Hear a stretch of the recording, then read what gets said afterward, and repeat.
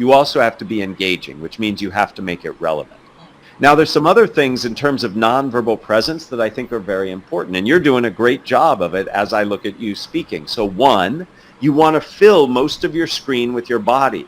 Some people sit so far away that you can barely see their faces. So I say fill half the screen with your body.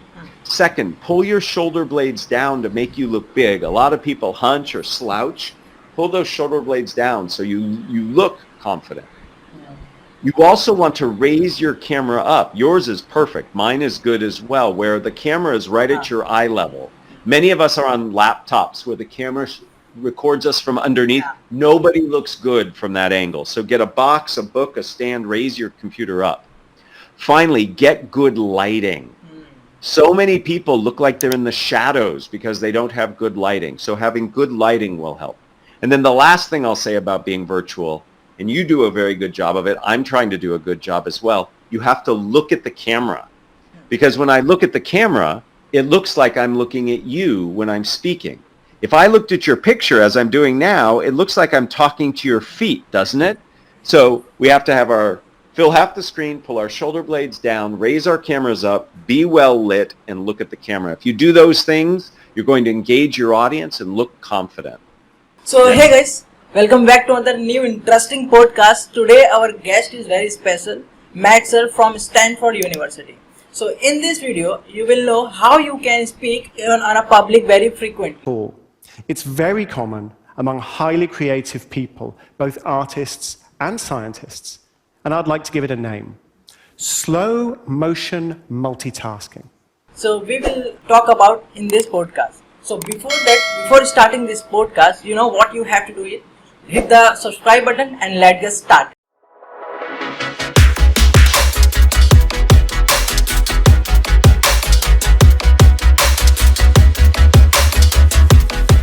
So thank you so much, Matt sir, for coming. Our audience wants to know about you. Great. Well, I'm very excited to be here, and I'm happy to share whatever questions you and your audience have. Thank you, sir. Sir, first question is, what are some helpful tips for speaking confidently on a front of public? Certainly. So speaking in public makes many people very nervous. And a few things to do to calm down, first and foremost, is to take some deep breaths.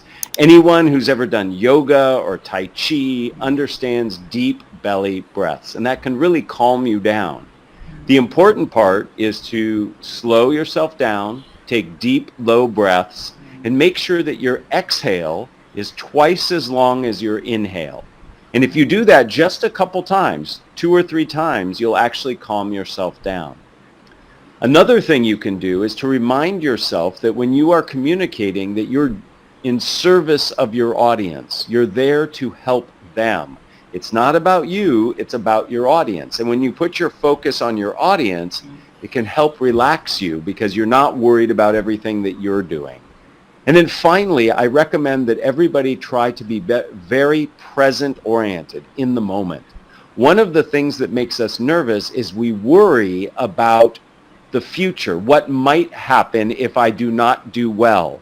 And because we're worried about the future and potential negative outcomes in the future, that makes us even more nervous. So anything that gets us present-oriented, doing something physical like walking around, talking to people, so you have to focus on what they're saying, counting backwards, all of those things can get us in the present moment. So deep breathing, reminding yourself you're in service of your audience, and getting present-oriented can reduce your anxiety. Wow. Okay. Got it. Super amazing answer, sir. Okay. So, sir, moving to the next question. The next question is, how can someone overcome their fear of public speaking and feel more at ease on stage? Well, I don't think anybody can ever truly overcome their fear of speaking in public. I think it's part of who we are as humans. We can learn to manage it, though. In fact, our anxiety helps us. It gives us energy. It helps us focus. It tells us what we're doing is important. But we can try to manage it. And as I mentioned, there are things we can do to address symptoms. That's what we experience in our body and our minds. And there are things that we can do to manage some of the things that initiate and make it worse. So again, deep breathing, reminding yourself you're in service, being present oriented, along with other things. So for example, for those people who turn red or perspire when they get nervous, holding something cold in the palm of your hand will cool you down. If you've ever held warm tea or coffee in your hand and felt that it warms you up, we can actually cool ourselves down by holding something cold. We can remind ourselves that when we speak, we don't have to be perfect. We just have to get the information out. So one of the sources of anxiety is our desire to be perfect, to do it right. And in fact, there is no right way to communicate. There are better ways and worse ways, but no one right way. So focusing on just connecting and having a conversation makes it much easier on you than when you are trying to be perfect and get it right. So it's not about overcoming, it's about managing, and we have to deal with symptoms like deep breathing and holding something cold, as well as sources like being present-oriented and just trying to have a conversation rather than a right performance. Oh, wow, sir, amazing. Super amazing answer. Okay. And, okay, sir, let's move into the next question. The next question is, what are some practical techniques for creating and engaging an interesting speech that keeps the audience attention? So engagement is critical. The most precious commodity we have in the world today is attention. Our attention is constantly being pulled in different directions. So in order to engage an audience, first and foremost, we have to make sure our content is important for them. It has to be relevant. We care about things that we see as salient and important. So part of our job as a communicator is to make sure that our information is relevant for our audience. So that's step number one. Step number two, anything you can do that makes it interesting and emotional can get people to pay more attention. Many of us just list information. We use bullet points or lists, and that's not very interesting or engaging. If we tell a story, if we use analogies and comparisons, if we use visual aids that have images that evoke emotion, those are things that engage your audience. So I challenge everybody, whenever you communicate, first and foremost, you have to think about who your audience is and what's important to them. And then you need to think about, how can I best share my message with my audience to keep them interested? And the wrong approach is to just list information. Your goal whenever you speak is not just to get through your material. It's to engage your audience so they're more likely to remember what you're saying and act on it. So we have to think very differently about our communication. Wow, sir. And sir, I heard many popular speakers, when they going to speech, they start their speech from a story. So it is helping for engaging. Absolutely. Stories are very powerful. Our brains are actually wired to intake story. Stories can be really helpful. Anything with a beginning, middle, and an end can be very, very useful. So having a logical structure to your story can really engage people. I encourage everybody to think about whatever their topic is and reflect on a story that you've experienced or would like to experience related to the topic. And that's a great place to start. Another way to do it is simply to start with, what if you could? Or imagine, and finish those two starters. So be faster, better, smarter. Or imagine what it would be like if we, and then finish that. That automatically makes it more interesting. Oh, okay. Amazing, sir. And sir, next question is, how does body language and non-verbal communication impact on public speaking? And what can individuals to do improve in these areas? So how you say something with your body and voice matters a lot. We read a lot into people's faces, their gestures, their bodies, so we have to think about that. The two best things to do are to practice. And many of us are so busy and so worried about our content that we don't take time to practice. And to me, practice is actually speaking out loud. You know, I like to joke, in my mind, I'm amazingly eloquent, but when I open my mouth, I'm not always as lucky. So we actually have to practice speaking. And the second thing we can do is record ourselves. Most tools, like the one we're using today, has a record feature. You can get your phone and prop it up, record yourself, and as painful as it is, watch your recording and notice, are your hands moving fast? Are you staring everywhere but straight ahead?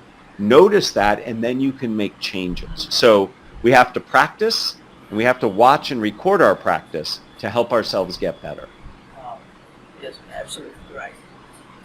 Okay, sir, let's move on to the next question. So next question is, in the age of virtual meeting, what are some important factors to consider when delivering a presentation on online?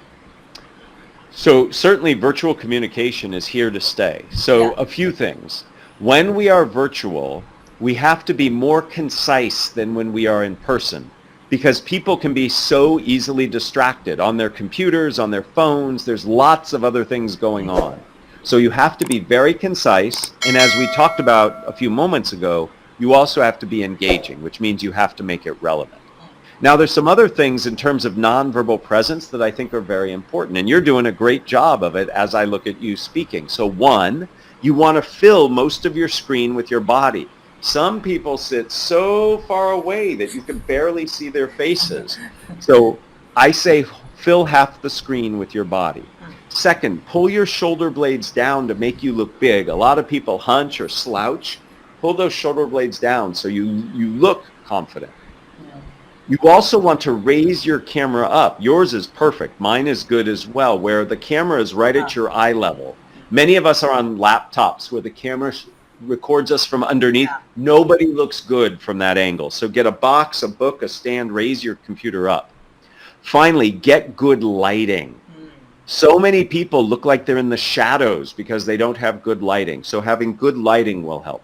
And then the last thing I'll say about being virtual, and you do a very good job of it, I'm trying to do a good job as well, you have to look at the camera. Because when I look at the camera, it looks like I'm looking at you when I'm speaking. If I looked at your picture as I'm doing now, it looks like I'm talking to your feet, doesn't it? So we have to have fill half the screen, pull our shoulder blades down, raise our cameras up, be well lit, and look at the camera. If you do those things, you're going to engage your audience and look confident. Wow, super amazing answer. And you know, if we will follow this steps, then it's huge impact on whenever we attend online meeting. And absolutely. Sir, can you please do some advice to our audience in a summary who wants to speak on a public?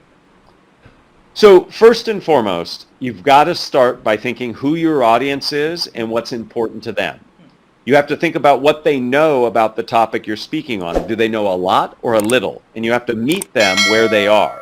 We've all been part of conversations or presentations where somebody talks way too in-depth or way too superficial. So we need to meet our audience where they're at. We have to leverage structure. We talked about stories, beginning, middle, end. We don't just list information.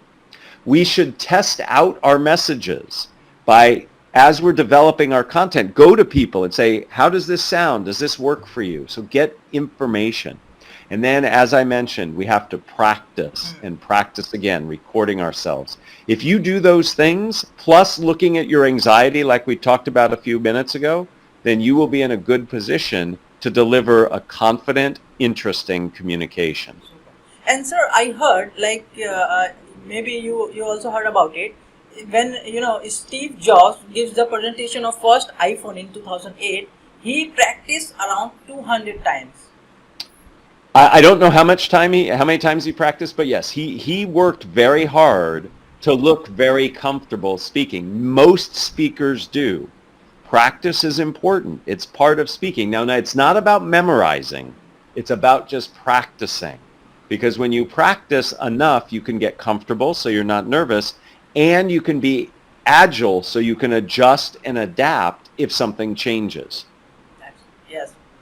And thank you so much, sir, for coming, to my show. And I'm sure this video very helpful for, our audience. And thank you so much, sir.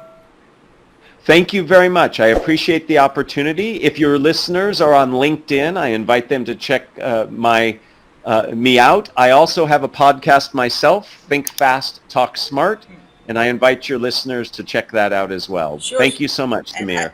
your LinkedIn profile I will mention in the description box, so you can also easily go through. Thank you.